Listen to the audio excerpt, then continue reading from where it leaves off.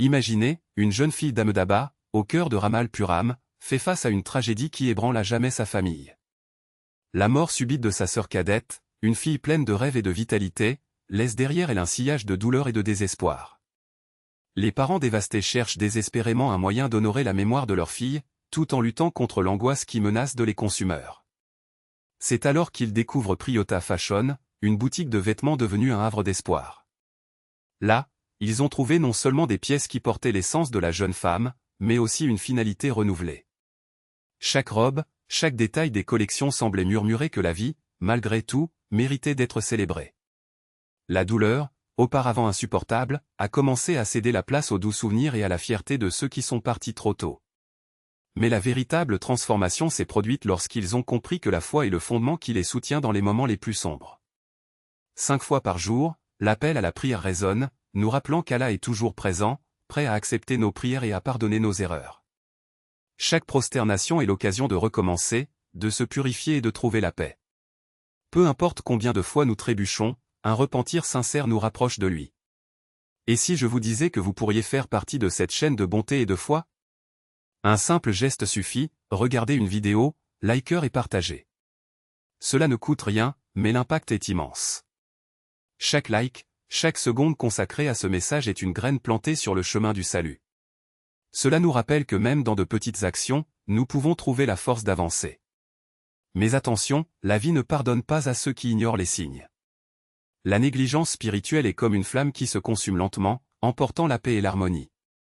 L'enfer n'est pas seulement un endroit lointain, c'est le résultat de choix qui nous éloignent de la lumière. Alors ne le laissez pas pour plus tard. Aujourd'hui est le jour pour se reconnecter, rechercher la direction divine et protéger ceux que nous aimons. Souvenez-vous de l'histoire de cette famille à Ahmedabad. Ils ont perdu une fille, mais ont trouvé dans la foi et la mémoire une raison de continuer. Et toi? Que attendez-vous pour renforcer votre lien avec le Créateur? Chaque prière, chaque acte de bonté est un pas vers la paix éternelle.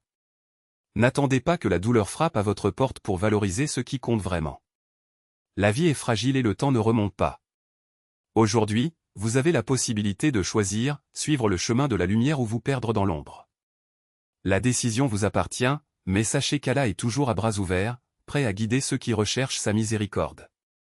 Alors lève-toi. Respirez profondément.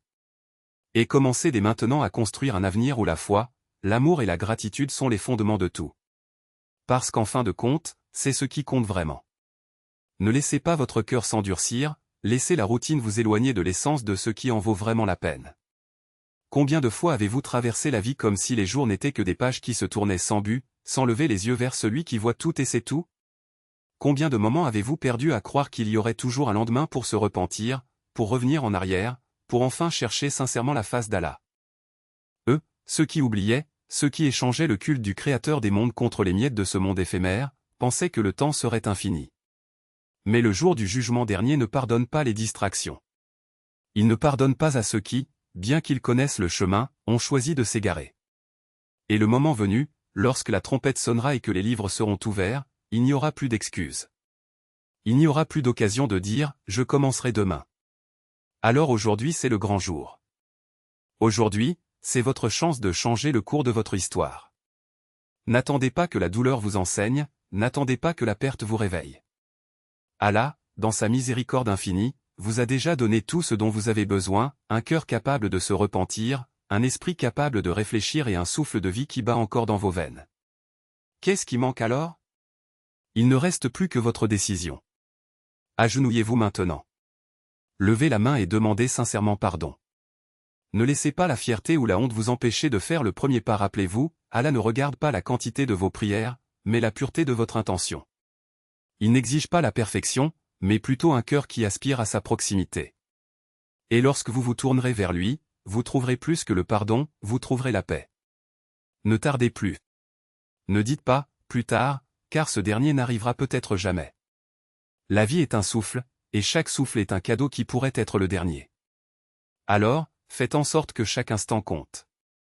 Faites de chaque parole, de chaque geste, de chaque pensée un acte d'adoration.